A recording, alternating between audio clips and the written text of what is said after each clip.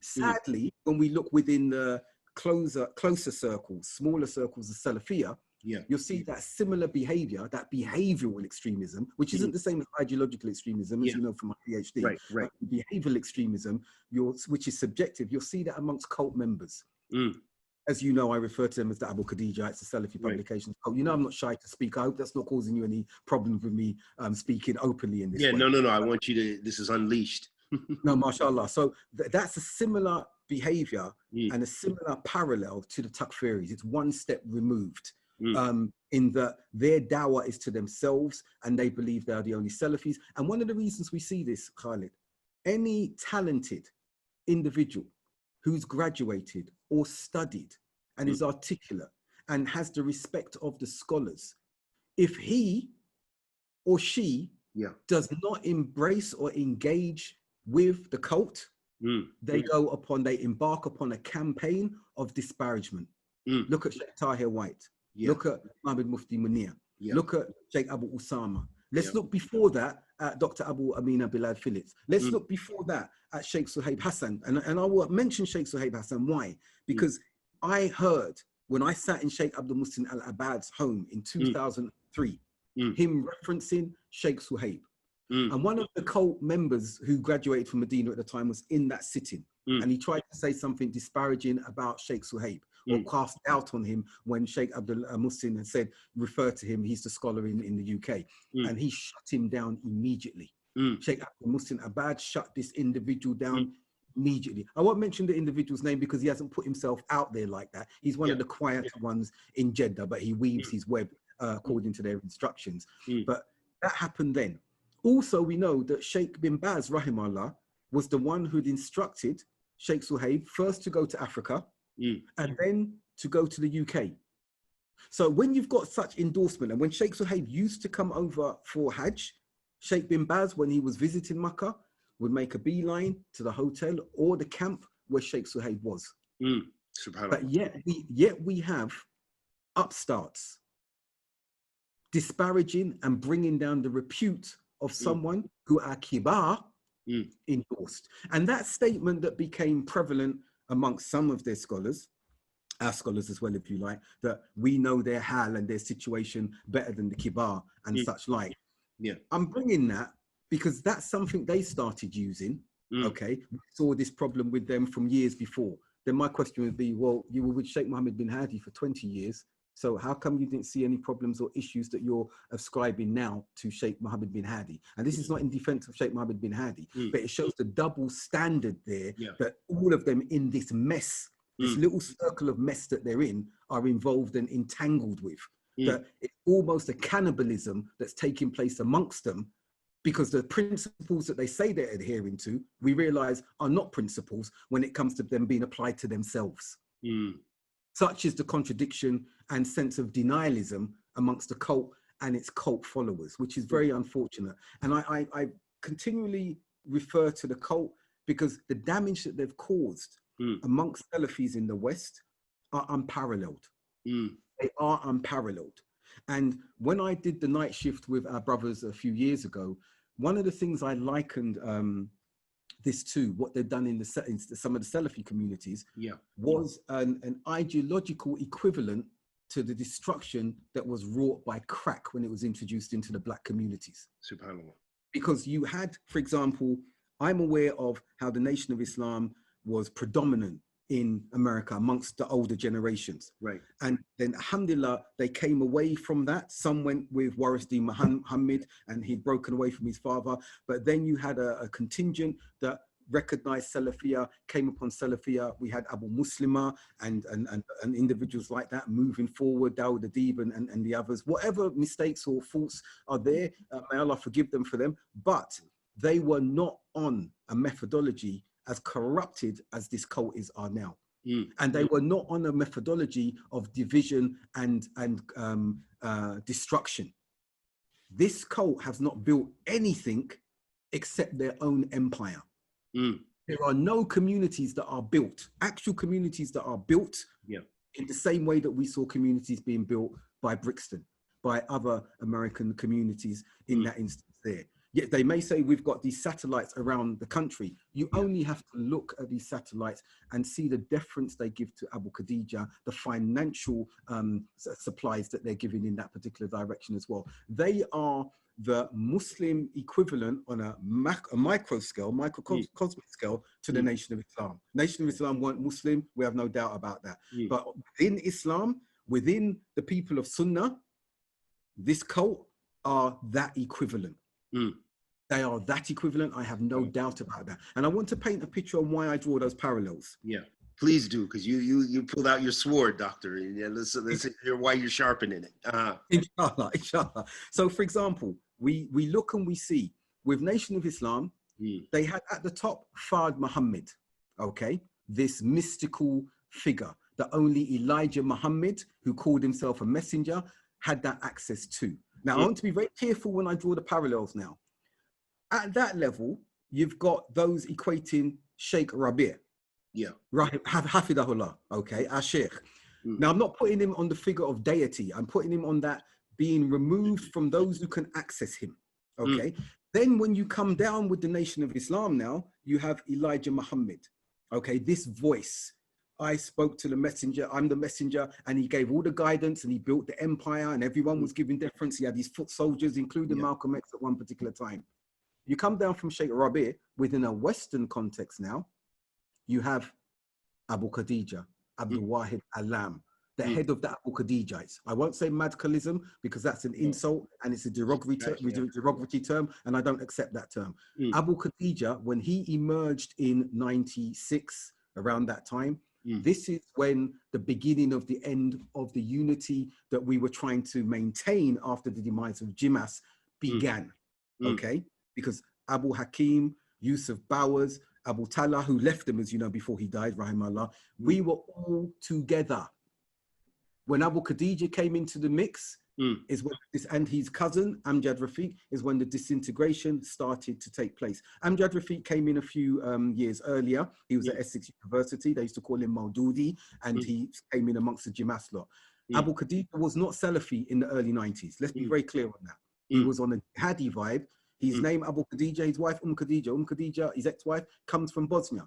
I'm not saying that everyone who went to Bosnia was on a jihadi thing. I went to Bosnia, we did relief work and everything like that. But Abu Khadija's revisionist narrative, as with Yusuf Bowers, as with Abu Iyad, that they were upon, the manhaj wasn't really being taught and there wasn't real Salafiyah until after 1996. It is just that, revisionism, and it is a lie. So coming back to the parallels that I'm drawing. So then you've got Abu Khadija, this charismatic personality, the head of the Abu Khadijites, everyone giving deference. You can hear them say, and like they say, the honorable, so-called honorable Elijah Muhammad. Now you'll see, that's from the Nation of Islam. Now you'll see within the Salafi publications cult, the Abu Khadijites, they spoke against Abu Khadija, our noble brothers, our noble elder, Sheikh. They're being called Sheikh now, as you know. When you listen to the followers, the same accolade and reverence and deference that was being given to Elijah Muhammad by that cult, the same is happening with this cult and Abu Khadija. And he's got those around him, Abu Hakim, Hassan Somali, and Musa Richardson and these others. And the reason that they're there is because they can taste off the same plate of revenue and benefits, status and everything that he's allowing them or affording them, and it's basically it's a mutual benefit that they've actually got there. So when you come down and you look at the blindness and the level of denialism amongst the followers, and you look at the language of them, you just have to go onto the website. Anyone who speaks against Abu Khadija, look at what the followers say. May Allah break his back. All this vitriol that comes from them, and they will quote from the Salaf. But it's all vitriol. There isn't that critical thinking and saying, okay, these opponents have a point. Let's speak about these points. Let's engage in a respectful manner. No, it's abuse after abuse after abuse. But let me say one thing, Khalid. They can only do that verbally, the majority of them, especially the leadership, because I will say again, and I call them out on it, and I'm saying it to you now again, because they are cowards. There's a degree of cowardice amongst them, just like we saw with Jim Jones, the George Guyana tragedy, and bringing that, like we saw with Waco. Cults have particular traits, their followers have particular traits, and I'm going to bring my cognitive development framework from my PhD now, and I won't keep you much longer. Yeah. And there are 4 stages, as you know. Mashallah, you referenced it in your PhD. Cults keep their followers at the first 2 rudimentary stages of idealism, the founding stage and the youthful stage. And they never move them beyond that because they want them to have a dependency upon them. However, those who are within Salafiyah or within the religious groupings that they're in and really growing and learning and accessing the scholars, they're able to proceed to the adult phase, which is reflective and actualized, and the mature phase. They're able to move from those 2 early rudimentary stages, which you should be able to move away from in cognitive development and progress, but cults keep them there. And you may say, someone may say, but they've got graduates from Medina and those who have studied with them. Then we then have to look at the psychological makeup of those individuals who've always been in need of an organization or a groupthink, a sense of belonging. And because of that sense of belonging and that recognition that they're given by the leadership, they're happy to stay at those rudimentary stages because they've got that sense of belonging and ownership from cult leadership. That's why you see some graduates among them. That's why you see some professionals among them, because they have this very simplistic and rudimentary need and this fear of independence and autonomy. This is why they stay at those particular stages. Those who don't are a threat to the cult. Hence the problems the cult are experiencing now by individuals converging from elsewhere and speaking concerning them. And my last cultish, not cultish tendencies, which I've just done very recently, cultish tendencies 14, part 1 and 2. But when you look at my Chronicles of UK Salafism, which I've now completed, that's 30 years, every year from 1990 up to 2019. And in the final one that I've done, the 2019, I bring my own typology now. We know that Quentin Vitorovic and all these other academics brought typology of Salafiyah, saying it's of 3 categories: Salafi quietism, Salafi. Qadi emphasizes that for, that's right. We know that that's inaccurate because the 2 others that they bring are the Ikhwani Muslimin ideology and the Takfiri ideology. I've brought my own typology, which focuses on constituencies. And I know you'd be interested in this. So after looking at the 30 years and looking at the UK landscape, I've said that the first criteria would be the local insular Salafi communities that are convert-based, but wider community engaged, like Brixton. Then I bring a second constituent and categorization. Again, insular, but more culturally community-based and engaging with, like we see with the Green Lane, predominantly South Asian community, Green Lane Mosque, predominantly South Asian community in that instance there. So those are 2, one's more convert-led and engaging with wider society. The other one is more culturally led and engaging with the wider South Asian community in Birmingham, because it's a bigger Muslim populace. Then we move to the 3rd categorization, classification. And that's the most divisive, destructive, and reprehensible of those amongst the Salafi constituencies. That's none other than the cult, the Abu Khadijite cult. And I'm not going to elaborate upon that because I've been speaking about them intermittently as we've discussed during this podcast.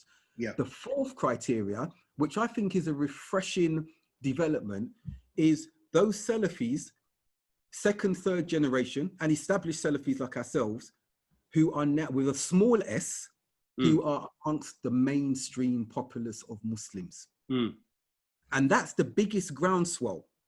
It's not the community-based ones that I've just mentioned. It's the bigger groundswell, and that's of established Muslims at the 3rd and 4th stages. They've grown, they've developed, they've actualized their Islam. And it's the 2nd and 3rd generation who, because of the influence of Salafiyah and our literature and our books and the scholars, that they reference authentic material now. They subscribe to the first 3 generations loosely according to the classification that, and description that Sheikh Ali Hassan had given about Salafiyah. And that 4th category is the one that is growing more and more predominant. Unafraid to be independent, and access scholars directly themselves, unafraid of these groups, and especially the third one that I've mentioned to you, that, oh, if we're not belonging to a group or affiliated to a masjid, that we're going to be chastised and we're not going to be Salafi. So that fourth group, in my estimation, is a good group to develop and be amongst, mashallah, tabarakallah.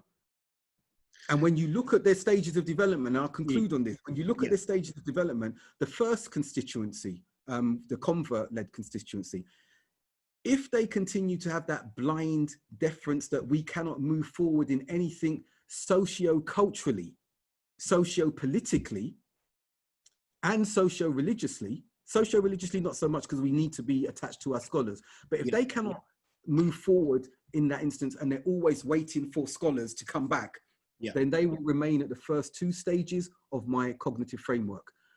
Likewise for the second category. The third category we've already mentioned, the cult, they're at the first, if not second stage, and they keep themselves there. But the fourth category, the new ones will come through the stages 1 and 2, but the older, more established ones are at stages 3 and 4. So they're all at different stages of my cognitive development framework, but those are the 4 constituencies I would proffer as a typology from an insider perspective. And I'll stop there. Jazakallah khair, Allah yubarak fik. You have given us a breadth of knowledge, a breadth of perspectives, so much to say.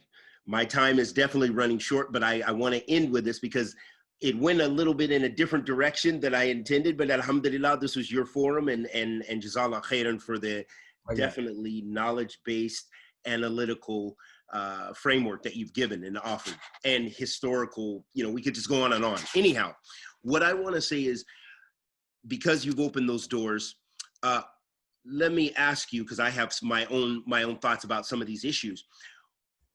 Firstly, why do you think it's valuable to, you spent a lot of energy attacking what you refer to as the Abu Khadijites and the cults, and I see that there's a major backlash against those guys.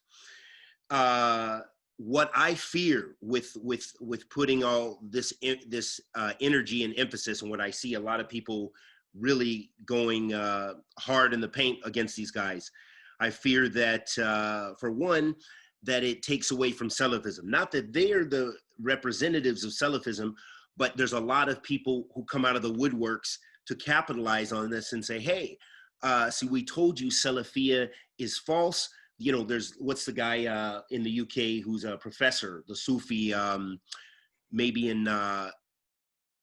Tim Winter, you're saying Tim Abu Murad. Yes. I've seen some of his statements, and I actually quoted some of his statements, and he was just like, alhamdulillah, this is the demise finally of Salafism, and then real traditional Islam can go forward. I've seen some of his statements when he was talking about the reforms in Saudi Arabia and things like this. So what I fear is that you have a lot of the people of falsehood and innovation. This is the kind of stuff Yasser Qadi is rejoicing, because he'll say, this is what I've been saying, and this is my Salafism matters, to talk about the splits and so forth. Obviously, I know your position, and I've read, and you wouldn't have you on here if I didn't know who you are and your perspectives and so forth. But what I fear is, with putting all that energy, we're letting Hamza Yusuf skate away and continue his reign, and just all of these other Hizbi groups, and they unite together to attack Ahl Sunnah.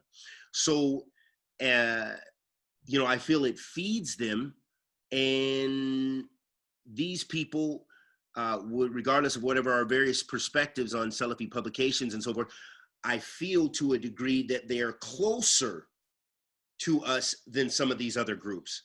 So what would you say about maybe those criticisms and those very analysis? Excellent point, Khalid. Yeah. That has been the narrative for 20 years now. Okay. And I remember sitting with Sheikh Rabi in his home on a number of occasions, and he saw me getting upset. And after he said, Jazakallah khair, Brixton, for being patient. You've taken my instruction not to speak out against them. Jazakallah khair. Yeah. And I got annoyed. I said, Sheikh, why do you keep telling us to keep quiet, but you're giving them they don't seem to be keeping quiet, and they go away with whatever you've said, and they distort and everything like that. Right. So from that time, the noughties, from when I came to Saudi Arabia in 2002 and visiting Sheikh Rabi privately, mashallah, with Sheikh Mohammed Maliki and others would be coming, and he'd invite me, and I'd sit and have dinner with the Sheikh, mashallah, tabarakallah, and I'd keep bringing these issues here because he saw clearly there was this issue. But we've not seen any improvement. And the narrative that you're saying from Hamza Yusuf, Tim Winter, Abu Hakim Murad and everything, they've been like that from the beginning. They're against Salafiyah Abada, okay? Yeah. But if we are not going to be internally critical of those who have been causing destruction from amongst our ranks, that rot is going to be perceived across all of us. Yeah. And that's what's actually taking place. So when you've got Salafis saying this is not the correct Salafiyah, that's part of the narrative. Yeah. And then I'll add, in the body of work that I've done, as you know, there's the 30 episodes that I've done of the Chronicles of UK Salafism, which is not a refutation on the cult. It's to give archives and annals of history about Salafiyah. Sufis haven't even done that. Actually, nobody's done that. So the body of work that we're putting out, this is just a sideline to say, be aware. And Khalid, the effects are happening. The individuals who have come to me from Australia, from America, from around, and other Salafi brothers, ex-cult members who I'm in my WhatsApp groups with as well, and we're sharing things. I've had the trauma that some of them are going through and what they're sharing from what they've had at the cult, with the cult. This is necessary because there are individuals who are not only leaving Salafiyah and the cult, they're leaving Deen. Now, some will say, that happens with all denominations and the like. Of course it does. But to remain silent about those who are closer to you. So, for example, you and me, we may have brothers who are Muslim, blood brothers who are Muslim. And they may be doing things that are disagreeable, publicly or otherwise. Do we ignore them and rectification with them because others might say, the Khalid Green family is bad, or the Abdul Haqq Baker family is bad? Or do we clarify and others know we are rectifying and getting our own house in order? No. One of the reasons why I did the PhD that I did, to say I'm going to look at our reality from within, and I'm going to be self-analytical and self-critical from within. And irrespective of whether we are exposing and speaking to these against these Salafis and or not, the narrative of Hamza Yusuf, Yasser Qadi, Tim Winter, Abdul Hakim Murad, it's going to be there regardless. Yeah, of course. So what we need to do is show we are aware of this group in plain sight. We criticize, we disparage them. And over here, this is what Salafiyah looks like. And this is what is happening. And you're seeing the work of, again, Sheikh Tahir White, you're seeing the work of Salafis like yourself. And that is what the focus is about, the balance, about what Salafiyah is about. So for me, that's a necessary component that needs to be done. But for example, if others came clearly, like some would say that those in the UK, Mohammed Hijab and others, and they're trying to say, oh, they're against Salafiyah and such and such. Some of us have spoken to them at length privately, and I've advised him privately, even when he's done things that were incorrect, and he's retracted publicly and pulled them down. And if we can have that sort of influence on these individuals to say, whoa, if you're doing that, do you know you're speaking at Salafiyah? You know we're Salafi. And we're not saying we're all doing ta'awun, but at least they're saying, okay, is this too much? Yes, it's too much, because this is not Salafiyah.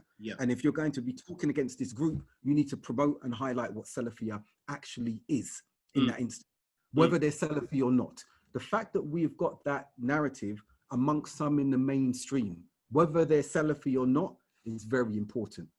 In contrast to the cult, who only speak to each other and chastise everybody else. So I hope that's addressed your question. Again, whether we do this or not, the methodology of these individuals that you've mentioned, they will be disparaging Salafiyah regardless, because they are against the Haqq. They've shown that throughout the last 30 years. Subhanallah, subhanallah. Very strong perspective and very beneficial. I think probably myself, just and to add on to it, I would just say there's probably a difference in maybe methodology for approaching the problem. maybe some definitions, but yeah, yeah. So this is very, very enlightening. Jazakallah khair. Last point before we close out. What do you advise the youth that are out there? We've got our youth. We know we're losing our youth in the streets. We know there's a lot of youth that are confused. They're confused about this even because one of the reasons why, for me, for example, why I don't a lot of times go into detail about individuals, unless I feel it's necessary, as some of our mashayikh do, is because a lot of people don't know how to handle, they don't listen. People are going to listen to this and they're going to draw their own conclusions, come up with things you didn't even say, and they're going to already build and say, oh, he said this, and Khalid Green allowed this, and he said this. You know, people, they hear what they want. A lot of people are not mature enough. They're maybe not intellectually, you know, on that level to be, to intellectually astute, to be able to comprehend even some of these discussions. So what they throw out the baby with the bathwater. So what would you say in general for the youth seeking the truth, you know, that may get shook up off their pedestal because they don't know, they don't have the tools. They just certain people, you know, and then there's other youth who are just, we're not even reaching at all because they're in the street, they're in gangs, our girls are doing everything under the sun. What do we give? What was your advice in you being fantastic? First, I would say to those who are listening, what you and me have discussed, and when I've highlighted this aspect of the cult, I've highlighted this aspect because we've never discussed it before, mashallah. Right. This is a very small but significant element that needs to be addressed occasionally. And I would invite others to go and look on my website and they say, well, hold on, Yardi talks about this on his website, because they're not that much of an issue, but they're significant enough because one bad apple spoils the lot, as you know. So you need to isolate that and then keep it moving. What I would also say is we need to make sure that we're instilling and inculcating in our youth that they have dual identities and even more multifaceted identities. What I've seen with this whole George Floyd thing is this diminishing narrative from Salafis as well, that, oh, Black Lives Matter, you can't speak about Black Lives Matter. No, the organization, the movement, we must speak against. And I say that immediately when speaking. Black Lives Matter, the cause, it's almost as though becoming Muslim, Sunni, Salafi, our minds have become Arabized, and there's no cultural connectivity with where we're from. And our youth see that. Our youth see that and they cannot relate to that. And our sense of religiosity is you've got to look like you are from somewhere in the Middle East. And many of us did that. And take on the vernacular from the Middle East. And actually, that's not the reality. Of course. Because Islam did not come to Arabize cultures. It came to enhance the permissible aspects of cultures, and the others that are less permissible, are not permissible, impermissible, should be shunned. So our youth need to have a sense of identifiability.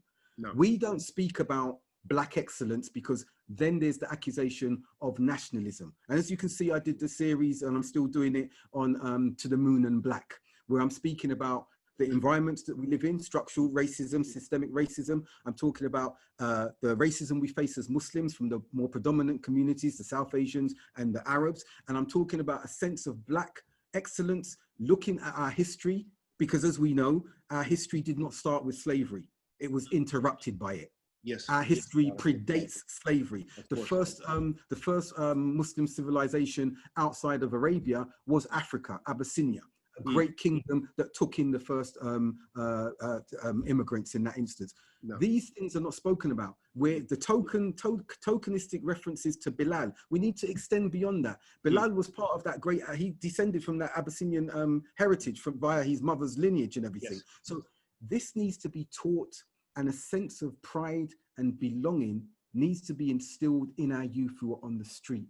They need to have a relatability with the faith that is there, not look at us as elders and see Arabization. They need to see these are Black African-American, Black British Muslims, proud of their identity, and but they've been enhanced because they're Muslims, because they're on the Sunnah. Because we see that amongst the other communities, the South Asians, the Arabs, we see that amongst them. Why not amongst us as Western black people? Why has there got to be that Arabized perspective that is there?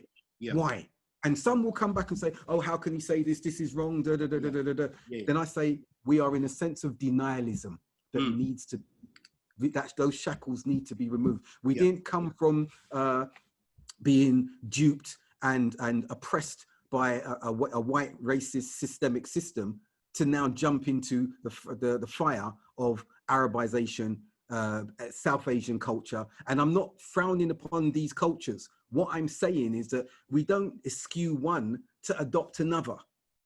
We need to have an understanding of self within the wide parameters that this beautiful deen allows. Surah Hujurat made you into tribes and nations so that you may know each other. No, Jazakallah khair, Allah yabarak fiqh. Okay, last point, as we mentioned, like so what do you give to the advice to those youngsters that they're out in the streets, if they'll even hear this? You know, maybe someone will share with some of these youngsters, because our youth are far well. They're not in the masjid. They don't want to hear this. They don't have a sense of identity. Their identity is in the gang. It's in the girls. Their identity is Karamakum Allah, is a sex symbol. This is, I mean, there's a lot of Muslim girls that's what they do. That's their YouTube pages. That's their Facebook, their social media. Their outlet is that, and they are just, Islam is going by the wayside. What do you give to what do you offer as a quick piece of advice to those? I would say to them, in short, they should remember, I think one of the paraphrasing what one of the Salaf said, that intoxication with life is intoxication with alcohol is a better calamity to be in than intoxication with life. Because with intoxication with alcohol, and I'm not saying it's permissible at all, I'm giving a contrast. The intoxication with alcohol, you've got the opportunity to wake up the next morning with a hangover, headache, and have regret and remorse. Oh, I will never do this again. However, with intoxication with life, the time you wake up for sobering is when you wake up in your grave to Munkar and Nakir. SubhanAllah. And when you've woken up to them, as we know, nafsi, nafsi, there is no going back. So for the Muslim woman who's demeaning herself, you are the best and purest of women, and yet you're defiling yourself on social media and worse, physically. You have to look at what message you are saying about Islam and Muslims who slip in the way you have slipped. The men who are doing the gangbanging and violating women and men and all of this as well, they need to think about this as well, because they have to say to themselves, is this the lack of worth that I have obtained from my religious upbringing, from my understanding of the deen? Am I just a Ramadan Muslim or a Friday prayer Muslim? Is this what my parents and what the deen has placed upon me? And again, if that's the case, then wait till you become sober with life. Wait till the sobering aspects of life hit you, because at that point, it's too late.